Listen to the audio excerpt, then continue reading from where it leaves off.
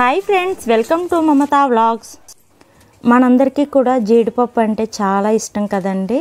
అయితే ఈ జీడిపప్పుని ఎలా ప్రాసెసింగ్ చేస్తారు, గ్రేడ్స్ వైజ్ ఎలా డివైడ్ చేస్తారు, ఎన్ని సైజెస్ ఉంటాయి అనేవి ఈ వీడియోలో చూపిస్తానండి. జీడిపప్పుని తయారు చేయాలి అంటే ముందుగా మనకి జీడిపిక్కలు అవసరం అవుతాయండి. ఇవి మనకి ఎండాకాలంలో దొరుకుతాయి అన్నమాట. జీడిపిక్కలు మనకి ఎండాకాలంలో మనకి అందుబాటులో ఉంటాయండి. అప్పుడే కొనేసుకొని స్టోర్ చేసేసుకుంటారు. ఎక్కువ మొత్తంలో బస్తాల వైజ్గా మనం స్టోర్ చేసుకొని పెట్టుకొని మనకి ఎప్పుడు కావాల్సి అప్పుడు తీసి జీడిపప్పును తయారు చేస్తారు వీళ్ళు. దీనికోసం ముందుగా ఏం చేస్తారు అంటే ఆ జీడిపిక్కలను ఎండలో బాగా ఎండబెడతారనమాట. ఇలా బాగా ఎండబెట్టిన పిక్కలను తీసుకువెళ్ళి ఒక బ్రాయిలర్ ఉంటుందండి ఈ పిక్కలు ఉడికించడానికి. ఆ బ్రాయిలర్లో వేసి ఉడికించేస్తారు. ఆ బ్రాయిలర్ ఏంటంటే ఇలా ఉంటుంది. ఇప్పుడు ఇందులోకి పైనుంచి పిక్కలు వేస్తారనమాట. పిక్కలు వేసేసి ఇక్కడ కింద నుంచి స్టీమ్ వెళ్తుంది కదండి, ఆ స్టీమ్కే ఉడుకుతాయి అన్నమాట. ఇలా మొత్తంగా కూడా ఉడకబెట్టిన తర్వాత వీటిని ఒక పక్కన ఒక రోజంతా ఉంచేసిన తర్వాత వాటిని మిషన్ల సహాయంతో వాటిని కట్ చేస్తారు. ఈ జీడిపిక్కలను ఎలా కట్ చేస్తారు అనేది మీకు చూపిస్తానండి. ఇక్కడ చూస్తున్నారు కదా, వీళ్ళు కటింగ్ చేస్తున్నారనమాట. ఇది కటింగ్ సెక్షన్. ఉడికించుకున్న ఆ జీడిపప్పుని కట్ చేసి మనకి పలుకులు బయటికి తీస్తారనమాట. అయితే చాలా జాగ్రత్తగా కట్ చేయాలన్నమాట. అలా కటింగ్ చేసేసిన వాటి నుంచి ఇక్కడ కూర్చున్నారు కదా, ఆమె జీడిపప్పును వేరు చేస్తుంది. ఇట్లా కూర్చొని వాళ్ళు కట్ చేస్తుంటే ఇక్కడ కూర్చొని జీడిపప్పు వేరు చేస్తారు. అలా వేరు చేసిన పప్పుల్ని ఇలా కొంతమంది ఉంటారండి, వాళ్ళు గ్రేడింగ్ చేస్తారనమాట. ఈ జీడిపప్పులో చాలా రకాలు ఉంటాయండి. ఆ రకాలన్నింటినీ కూడా ఇలా చిన్న చిన్న బౌల్స్ పెట్టుకొని వాటిలోకి డివైడ్ చేసేస్తారు.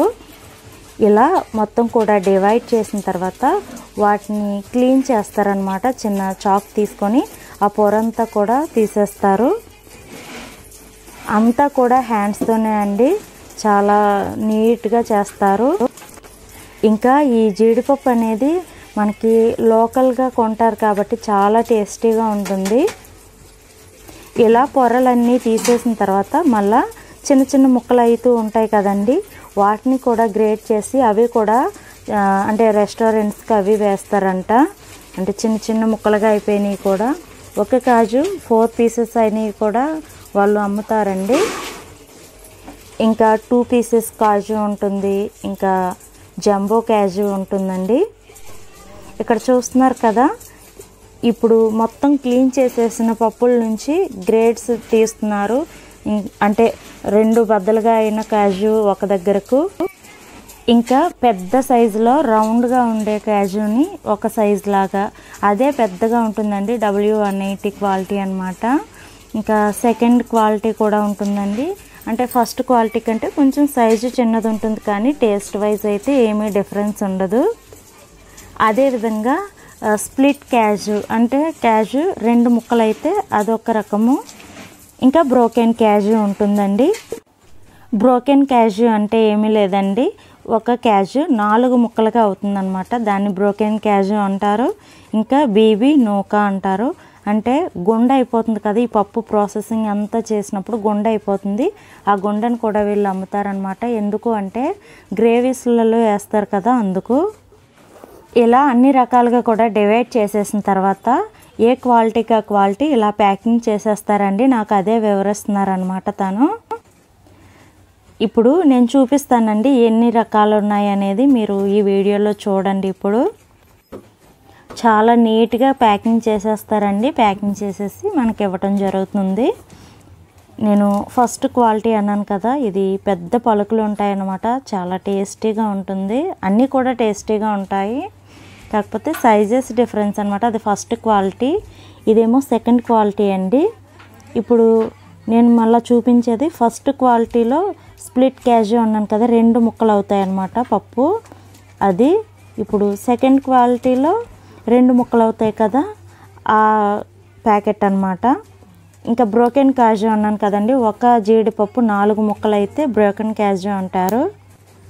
మనకి ఇంట్లో వాడుకునే దానికైతే బ్రోకెన్ క్యాజు, స్ప్లిట్ క్యాజు అది ఎక్కువ వాడతారు. ఇప్పుడు చూసేది నూక అనమాట, బేబీ నూక అంటారంట. దాన్ని రెస్టారెంట్లో అది ఎక్కువగా యూజ్ చేస్తారనమాట.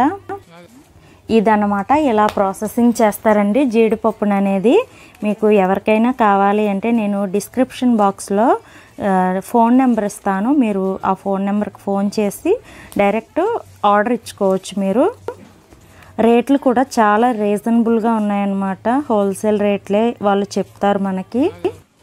ఎవరికైనా కావాలి అనుకుంటే డిస్క్రిప్షన్లో నేను ఫోన్ నెంబర్ ఇస్తానండి. దానికి కాల్ చేసి ఆర్డర్ ఇచ్చుకుంటే మీకు చక్కటి క్వాలిటీ అయిన జీడిపప్పు తీసుకోవచ్చండి. చాలా టేస్టీగా ఉంది.